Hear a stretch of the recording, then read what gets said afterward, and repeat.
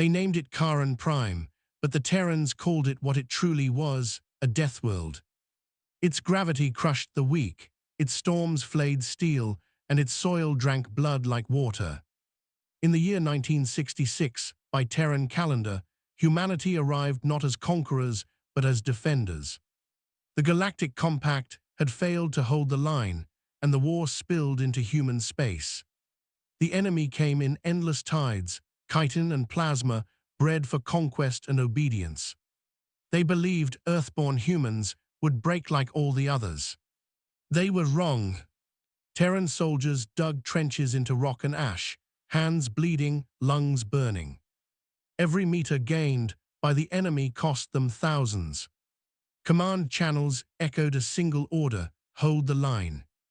This was not a war of glory. This was survival.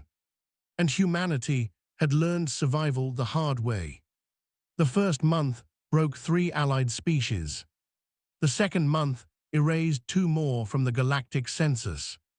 By the third month, only Terran banners still flew above the trenches. Human infantry fought knee-deep in mud, mixed with alien ichor. Artillery thundered day and night, shaking the bones of the world. Medics worked until their hands trembled, then worked more. They fought not for empire, but for the soldier beside them. For home, for memory, for the simple refusal to die quietly. Enemy commanders could not understand it. Human units should have collapsed statistically. Instead, they counterattacked. A Terran general summarized it simply: "We do not retreat from hell, we make it blink first."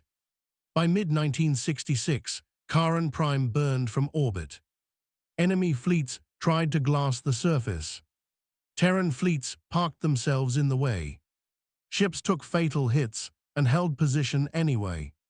Crew vented into space, and still the guns fired. The stars themselves watched in silence. On the ground, a human regiment ran out of ammunition. So they charged with blades, tools, broken weapons. The enemy line folded. That battle became legend. Not because it was smart, but because it worked. Galactic observers finally understood. Humans were not fearless. They were stubborn beyond reason. The phrase spread across every surviving channel. Hold the line. It became more than an order, it became a promise. Terran engineers rebuilt defenses under fire. Civilians volunteered for logistics, repairs, evacuation. Every human became part of the war machine. When the enemy launched their final offensive, they expected exhaustion, collapse, surrender. They met silence, then gunfire. Humans did not scream. They advanced. Every step forward paid in blood. At the height of the assault, a Terran broadcast went out. "This line is humanity, cross it if you dare." They never did. Charon Prime was declared a memorial world. No cities were rebuilt. The trenches remain. The Galactic Compact rewrote its doctrines. Never again underestimate a Deathworld species. Never corner humans. Terrans returned home quieter than they left, carrying ghosts instead of medals. But they carried victory. The War of 1966 ended not with treaties, but with understanding. If humanity says, "Hold the line," they mean it. Long after the guns fell silent, the echoes of the Deathworld War still moved through human history.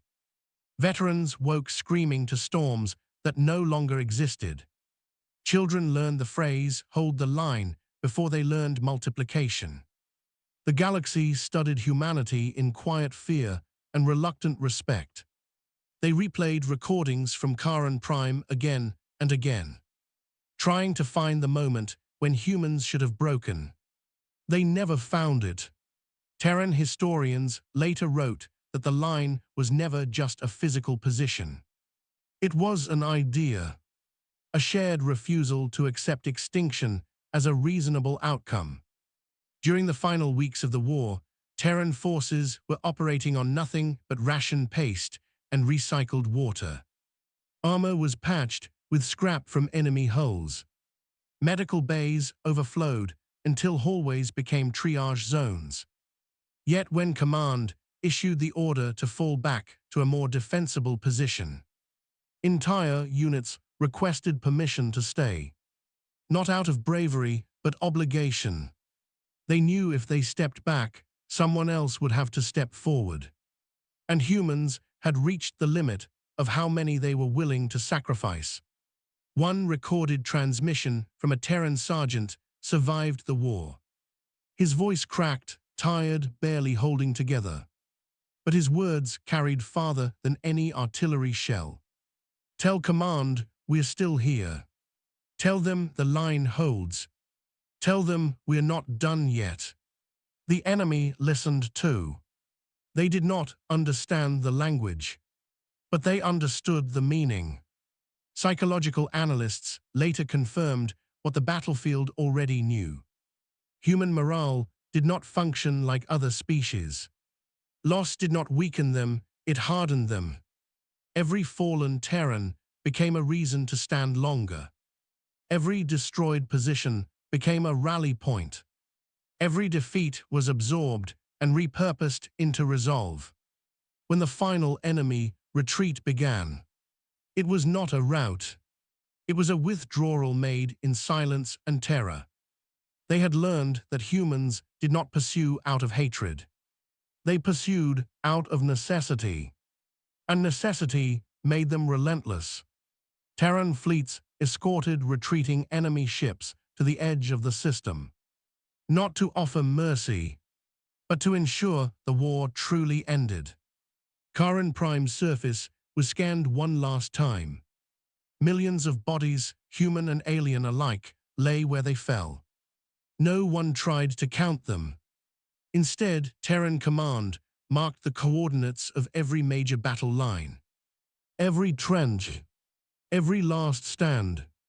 These coordinates were carved into stone on Earth, Mars, and every major Terran colony. They were not reminders of victory. They were warnings. Years later, new species entering the Galactic Compact were required to study the Deathworld War. They were shown footage of human soldiers laughing under bombardment, sharing water with wounded allies, standing upright in storms that tore aircraft from the sky. Instructors always ended the lesson the same way. Never force humanity to choose between survival and surrender. They will choose survival, and they will redefine what it costs. Among humans, the war faded into myth and memory.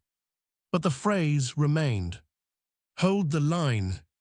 It appeared in protests, in disaster response zones, in hospitals and rescue operations. Firefighters carved it into their helmets. Astronauts painted it inside their capsules. Parents whispered it to children facing their first fear. Because the line was never just a battlefield. It was anywhere humanity refused to step back. Terran Prime remains untouched. Its storms still rage. Its soil still remembers. Sometimes Terran ships pass through the system and slow their engines. Crew members stand in silence. Helmets removed. They do not salute war. They salute endurance. The galaxy learned many lessons from the Deathworld War. But humanity learned only one. As long as even one human stands, the line holds, and it always will.